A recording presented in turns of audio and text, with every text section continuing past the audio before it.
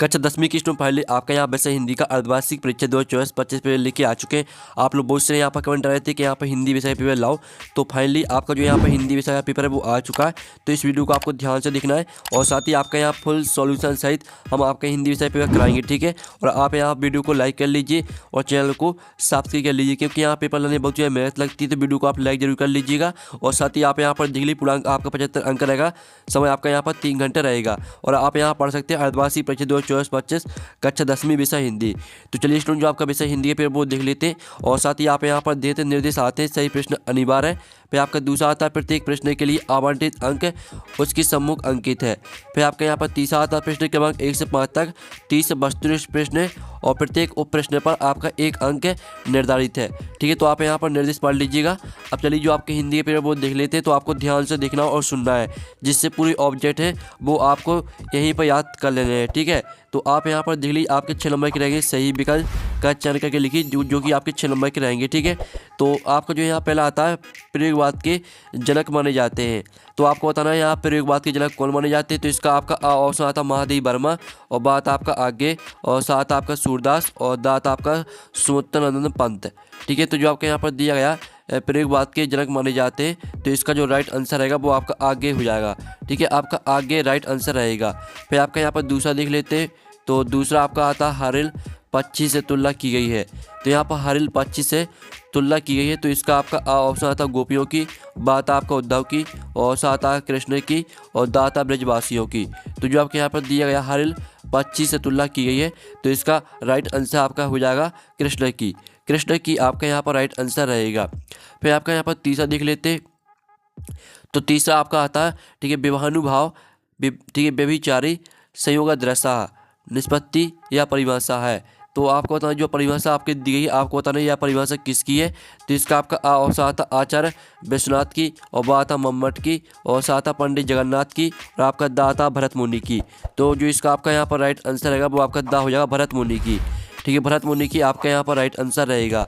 फिर आपके यहाँ पर चौथा आता है नेताजी की मूर्ति लगवाई गई थी। तो आप यहाँ पर देख लीजिए वन विभाग द्वारा और बाता नगर पालिका द्वारा और साथ आपका नगर निगम द्वारा और दाता शिक्षा विभाग द्वारा। तो यहाँ पर नेताजी की मूर्ति लगवाई गई थी, तो इसका जो राइट आंसर रहेगा वो आपका बा हो जाएगा नगर पालिका द्वारा, ठीक है। नगर पालिका द्वारा आपका राइट आंसर रहेगा। फिर पांचवा आपका यहाँ पर आता है जिस समास में प्रथम पद विशेषण और दूसरा पद विशेष होता है उसे कहते हैं।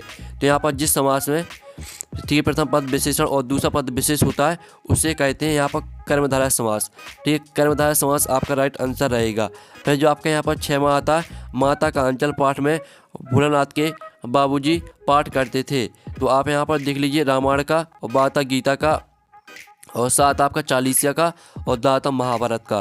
तो यहाँ पर माता का अंचल पाठ में भोलानाथ के बाबूजी पाठ करते थे, तो इसका जो आपका यहाँ पर राइट आंसर रहेगा वो आपका आ हो जाएगा रामायण का, ठीक है। रामायण का पाठ करते थे, तो रामायण का आपका यहाँ पर राइट आंसर रहेगा।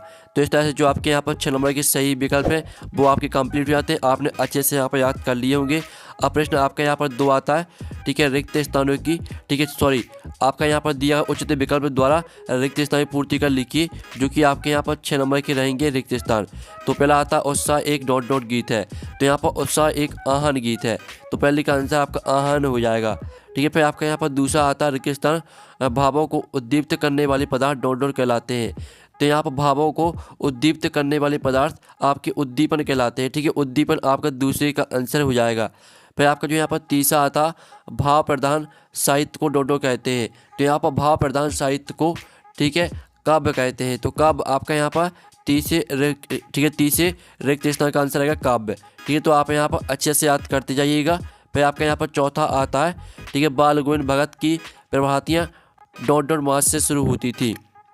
तो यहाँ पर बाल गोविंद भगत की प्रभातियाँ, ठीक है, कार्तिक मास से शुरू होती थी। तो चौथे का आंसर आपका कार्तिक हो जाएगा। फिर जो आपका 5वां यहाँ पर दिया गया, ठीक है, डॉट डॉट वाक्य से किसी कार्य के निषेध अर्थात न होने का बोध होता है। तो इसका आंसर रहेगा आपका निषेधवाचक वाक्य, ठीक है। आपका यहाँ पर 5वें का आंसर रहेगा निषेधवाचक वाक्य। फिर जो आपके यहाँ पर 6वां आता सना सना हाथ जोड़ी पाठ गद्य की डॉट डॉट विधा में लिखा गया है।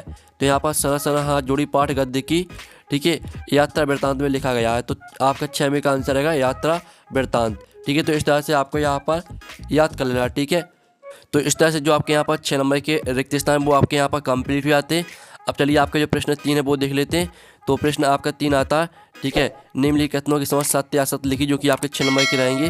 तो पहला आता है वीर व्यक्ति अपनी प्रशंसा स्वयं करते हैं। तो जो आपका दूसरा रहेगा वो आपका क्या हो जाएगा, दूसरा आपका असत्य हो जाएगा, क्योंकि वीर व्यक्ति कभी भी अपनी प्रशंसा नहीं करते हैं। फिर दूसरा आता है दृश्य काव्य में अभिनव तथ्य प्रदान होता है, तो दूसरा आपका सत्य रहेगा। फिर तीसरा आता है नाटक गद्य की गुण विधा में आता है, तो तीसरा आपका असत्य रहेगा। फिर जो चौथा आता है लखनऊ का बलम कीरा प्रसिद्ध है, तो आपका जो चौथा रहेगा वो सत्य रहेगा। और पाँचवा आता है शब्द शक्ति के 3 प्रकार होते हैं, तो यह भी आपका सत्य रहेगा। और छठवां आता लेखक आगे मनोविज्ञान के विद्यार्थी थे, तो आपका यह भी सत्य हो जाएगा, ठीक है। तो इस तरह से आपके सत्य असत्य यहाँ पर हो जाते हैं। आप यहाँ पर देख लीजिए, जो आपका पहला रहेगा वो असत्य रहेगा, ठीक है। और दूसरा रहेगा भी सत्य, ठीक है। तीसरा असत्य रहेगा, चौथा सत्य रहेगा, पाँचवां सत्य और छठवां, ठीक है। इस तरह से आपके सत्य असत्य हो जाते हैं। अब प्रश्न आपका 4 आता है सही जोड़ी का मिलान कर लिखिए, जो कि आपके 6 नंबर की रहेंगे। स्तंभ आवबा में आपकी सही जोड़ी दी गई, ठीक है। पहली आती है आपकी सप्तक, तो सप्तक को आपको मैच कर देना सप्ताह के दिन से, ठीक है। और जो आपके यहाँ पर दूसरी आती है प्रस्तुत के माध्यम से अप्रस्तुत का बोध, तो यहाँ प्रस्तुत के माध्यम से अप्रस्तुत का बोध आपको इसको अनियुक्ति अलंकार से मैच कर देना है। फिर जो आपकी तीसरी आती है जिसका ज्ञान कम हो, तो यहाँ पर जिसका ज्ञान कम हो उसे यहाँ पर अज्ञानी कहते हैं। फिर जो आपका यहाँ पर आता है लोकोक्ति, तो यहाँ पर लोकोक्ति को आपको मैच कर देना कहावत से। फिर जो आपकी यहाँ पर आती है श्रुति, तो श्रुति को आपको किससे मैच करना है, इसको आपको शब्द ध्वनि से मैच करना है, ठीक है। और जो आपकी 6वीं आती खेदुम, तो खेदुम को आपको मैच कर देना है यहाँ पर देवी देवताओं का निवास, ठीक है। इस तरह से जो आपके यहाँ पर सही जोड़ी हैं वो आपके यहाँ पर कंप्लीट हो जाती है। आपने यहाँ पर अच्छे से याद कर ली होंगी, ठीक है, जो कि आपकी 6 नंबर की थी, तो आपने अच्छे से याद कर ली होंगी। अब प्रश्न आपका 5 आता है निम्नलिखित प्रश्नों का उत्तर एक एक वाक्य में लिखिए, जो कि आपके 6 नंबर के रहेंगे। तो पहला आपका आता है जयशंकर प्रसाद की ठीक है आत्मकथ कविता किस पत्रिका में प्रकाशित हुई थी, तो इसका आंसर रहेगा यहाँ पर जयशंकर प्रसाद की आत्मकथ कविता हंस पत्रिका में प्रकाशित हुई थी, ठीक है। तो हंस पत्रिका आपका पहले का आंसर रहेगा, ठीक है। फिर आपको जो यहाँ पर दूसरा दिया गया अनुभव किससे कहते हैं, ठीक है। तो अनुभव किससे कहते हैं, तो इसका आंसर सभी को कमेंट में लिखना है, ठीक है। दूसरे का आंसर सभी को कमेंट में लिखना है, जो भी सही आंसर लिखेगा उसका कमेंट हम पिन कर देंगे। फिर आपका तीसरा आता है संस्कृति निबंध हमें किससे टकराने की प्रेरणा देता है, तो यहाँ पर संस्कृति निबंध हमें कठिन परिस्थितियों से, ठीक है। कठिन परिस्थितियों आपका इसका राइट आंसर रहेगा, तो आपको यहाँ पर अच्छे से याद कर लेना, ठीक है। कठिन परिस्थितियों से टकराने की प्रेरणा देता है, ठीक है। अब चलिए आपके यहाँ पर देख लेते हैं, जो आपके यहाँ पर दिया गया है चौथा, 2 स्वरों के आपस में मिलने पर कौन सी संधि होगी, तो यहाँ पर 2 स्वरों के आपस में मिलने पर स्वर संधि होगी, ठीक है। स्वर संधि आपका यहाँ पर राइट आंसर रहेगा चौथी का। फिर जो आपके यहाँ पर दिया गया है 5वां भोलानाथ और उसके साथ ही अमेलों को, ठीक है, अमोले को घुसकर क्या बजा देते, तो यहाँ पर भोलानाथ और उसके साथ ही अमोले की घिसकर शहनाई बजा देते, ठीक है। शहनाई आपका यहाँ पर राइट आंसर हो जाएगा। फिर जो आपके यहाँ पर दिया गया है हिरोशिमा नामक कविता किस काव्य संग्रह से ली गई है, तो यहाँ पर हिरोशिमा नामक कविता सदा नीरा काव्य संग्रह से ली गई है, ठीक है। सदा नीरा आपका इसका राइट आंसर हो जाएगा। तो इस तरह से जो आपके एक शब्द वाक्य में होता है वो कंप्लीट हो जाते हैं, आपने अच्छे से याद कर लिए होंगे। अब चलिए आपका प्रश्न यहाँ पर 6 आता है रीति का को श्रृंगाकार क्यों कहा गया, लिखिए। और जो आपके यहाँ पर 2 नंबर के क्वेश्चन है, पहले हम यहाँ पर 2 नंबर के क्वेश्चन देख लेते हैं, फिर इनके आंसर देखेंगे, ठीक है। सभी के आंसर आपको कराए जाएंगे इसी वीडियो में। अथवा प्रतिवाद की कोई 2 कवि एवं उनकी एक एक रचना का आपको नाम लिखना है। फिर आपका 7वां आता जयशंकर प्रसाद अथवा नर अर्जुन की काव्य विशेषताएं निम्नलिखित बिंदु के आधार पर लिखिए। आपको 2 रचना लिखना है और साहित्य में स्थान लिखना है। फिर आपका 8वां आता गोपियों के अनुसार राजा का धर्म क्या होना चाहिए। फिर आपका आता है यहाँ पर अथवा, ठीक है, राम लक्ष्मण परशुराम संवाद पाठ के आधार पर राम और लक्ष्मण के स्वभाव की एक एक विशेषता लिखिए। फिर आपका यहाँ पर 9वां आता कवि निराला की आँख फागुन की सुंदरता से क्यों नहीं हट रही है, फिर इसका अथवा देख लीजिए, ठीक है। सभी के आंसर हम कराएंगे, आपको टेंशन नहीं लेना है। फिर आपका यहाँ पर 10वां आता है प्रबंध काव्य और मुक्त काव्य में आपको 2 अंतर लिखना है। इसका अथवा आता हास रस की परिभाषा उदाहरण सहित लिखिए। फिर आपका यहाँ पर 10वां आता दोहा छंद के लक्षण उदाहरण सहित लिखिए। इसका अथवा आता अनिल, ठीक है, अतिशयोक्ति अलंकार की परिभाषा उदाहरण सहित लिखिए। अब चलिए आपका 12वां प्रश्न देख लेते हैं। तो 12वां प्रश्न आपका आता है कपास दे भाव सूत्र के अनुसार कहानी के तत्वों के नाम लिखिए। इसका अथवा आता जीवनी और आत्मकथा में आपको कोई 2 अंतर लिखना है। फिर आपका 13वां आता राम वृक्ष बिनुपुरी अथवा इतंद मिश्र की साहित्यिक विशेषताएं आपको लिखनी है, 2 रचनाएं साहित्य में स्थान, ठीक है। फिर आपके यहाँ पर 14वां आता मूर्ति पर सरकंडी का चश्मा क्या उम्मीद जगाता है। फिर जो इसका अथवा आता है, नवाब साहब द्वारा खीरा खाने की तैयारी का वर्णन लखनवी अंदाज पाठ के आधार पर लिखिए। ये आपके यहाँ पर 14वीं का अथवा क्वेश्चन हो जाता है। फिर आपका 15वां आता एक कहानी, यह भी ठीक है, आत्मकथन में लेखिका के पिता ने रसोई को भटिया खाना कहकर क्यों संबोधित किया। फिर इसका अथवा आप यहाँ पर देख लीजिए, ठीक है। फिर आपका यहाँ पर 16वां क्वेश्चन आता है, ठीक है। निम्नलिखित वाक्यांश के लिए एक शब्द लिखिए जो देखने में प्रिय लगे और ठीक है जिसका वर्णन न किया जा सके। इनके लिए आपको एक शब्द लिखना है और इसका अथवा देख लीजिए, जिसमें आपको यहाँ पर ठीक है आपको इसको आज्ञावाचक वाक्य में परिवर्तित करना है। और जो दूसरा दिया गया है, सत्य की सदैव जीत होती है, तो इसको आपको यहाँ पर प्रश्नवाचक वाक्य में परिवर्तित करना है, ठीक है। तो आपको यहाँ पर जो लिखा है यहाँ पर क्या, ठीक है, क्या सत्य की सदैव जीत होती है, तो इस तरह से आपका प्रश्नवाचक में परिवर्तित हो जाएगा। और आपको जो यहाँ पर दिया आज्ञावाचक वाक्य, तो इसको आपको अपने मन से कर लेना है।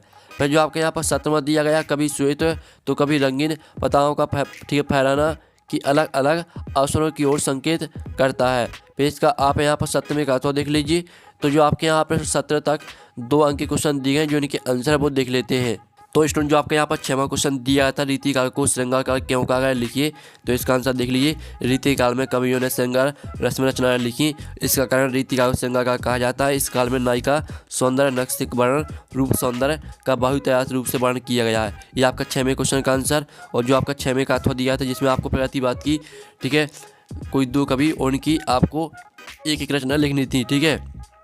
तो आप यहाँ पर देख लीजिए, आपके यहाँ पर युगांत युगवाणी ग्रामा, ठीक है, आपकी स्वतंत्र सूर्यकांत त्रिपाठी निराला, ठीक है। और साथ ही इनकी जो है आपकी रचना रहेंगी वो आप यहाँ पर देख लीजिए। इस तरह से आपको यहाँ पर याद कर लेना, ठीक है। ये आपके यहाँ पर जो आपकी 3 रचना दी गई, ये आपकी स्वतंत्र पंत की हैं। और जो आपकी 3 रचनाएं यहाँ पर 4 रचनाएं नीचे दी गई, ये आपकी सूर्यकांत त्रिपाठी निराला की रचना है, ठीक है। तो यहाँ से आपको 2 रचना इनकी याद कर लेनी है। अब जो आपका 7वां प्रश्न दिया गया था, जिसमें आपको यहाँ पर ठीक है जयशंकर प्रसाद की आपको ठीक है काव्य विशेषता लिखनी थी, 2 रचना लिखनी थी और साहित्य में स्थान। तो आप यहाँ पर देख लीजिए, जयशंकर प्रसाद की आपकी 2 रचनाएं हो जाएंगी। प्रेम पथिक आंसू, ये आपकी यहाँ पर 2 रचना हो जाती है। इनका आपको भावपक्ष कलापक्ष याद नहीं करना, आपको साहित्य में स्थान याद करना है सीधा, ठीक है। आपको 2 रचना याद करनी है और साहित्य में स्थान याद करना है। फिर जो आपके यहाँ पर ठीक है जो 7वें का अथवा दिया गया था, जिसमें आपको नर अर्जुन की काव्य विशेषता लिखनी थी, तो उसका आंसर आपको खुद कर लेना है। फिर जो आपका 8वां दिया गया, गोपियों के अनुसार राजा का धर्म क्या होना चाहिए, तो गोपियों के अनुसार राजा का धर्म उसकी प्रजा की तरह हर तरह से रक्षा करना होता है तथा नीति से राज्य धर्म का पालन करना होता है। तो इस तरह से पूरा आपको याद कर लेना है। ये आपका 9वें क्वेश्चन का 8वें क्वेश्चन का आंसर हो जाता है। और जो आपका 8वें का अथवा दिया था, राम लक्ष्मण परशुराम संवाद पाठ के आधार पर राम और लक्ष्मण के स्वभाव की एक विशेषता लिखिए। तो आप यहाँ पर देख लीजिए, जहाँ राम विनम्र धैर्यवान मृदुभाषी व ठीक है मृदुभाषी व बुद्धिमान व्यक्ति हैं, वहीं दूसरी ओर लक्ष्मण निडर साहसी क्रोधी तथा अन्याय विरोधी स्वभाव के हैं। ये दोनों गुण इन्हें अपने अपने स्तर पर उच्च स्थान प्राप्त करवाते हैं, ठीक है। ये आपका 8वें क्वेश्चन का अथवा का आंसर हो जाता है। फिर जो आपका यहाँ पर 9वां क्वेश्चन दिया था, कवि निराला की आंख फागुन की सुंदरता से क्यों नहीं ठीक है हट रही है, तो ये आपका 9वें क्वेश्चन का आंसर दिया गया है। और जो आपका यहाँ पर 9वें का अथवा दिया था, तो 9वें का अथवा का आंसर देख लीजिए। अब चलिए आपका यहाँ पर जो 10वां क्वेश्चन दिया था, जिसमें आपको प्रबंध काव्य और मुक्त काव्य में 2 अंतर लिखने थे, तो आप यहाँ पर देख लीजिए, आपका प्रबंध काव्य और मुक्त काव्य में 2 अंतर दिए गए। तो पहला रहेगा प्रबंध काव्य, ठीक, प्रबंध काव्य का आकार विस्तृत होता है और मुक्त काव्य का आकार सीमित होता है। प्रबंध काव्य में कथा क्रम होना अनिवार्य है और मुक्त काव्य में कोई कथा क्रम नहीं होता है। ये आपका 10वें क्वेश्चन का आंसर हो जाता है। और जो आपका 10वें का अथवा दिया गया था, ठीक है, हास्य रस की परिभाषा आपको उदाहरण से लिखनी थी। तो आप यहाँ पर देख लीजिए, हास्य रस सहृदय के हृदय में स्थित हास्य नामक स्थायी भाव का जब विभाव अनुभाव संजयी भाव से सहयोग होता है, तो वहाँ हास्य रस होता है। और साथ ही इसका उदाहरण भी आप यहाँ पर देख लीजिए, ठीक है। तो आपको यहाँ पर उदाहरण भी याद करना है। फिर आपका 11वें क्वेश्चन का आंसर देख लेते हैं, जिसमें आपको यहाँ पर दोहा छंद की परिभाषा उदाहरण से लिखनी थी। तो आप यहाँ पर देख लीजिए, ये आपके यहाँ पर दोहा छंद की परिभाषा दी गई है और साथ ही इसका उदाहरण आपके यहाँ पर दिया गया है, तो इस उदाहरण को भी आपको याद करना है, ठीक है। उदाहरण का भी आप इसकी शॉट ले लीजिए।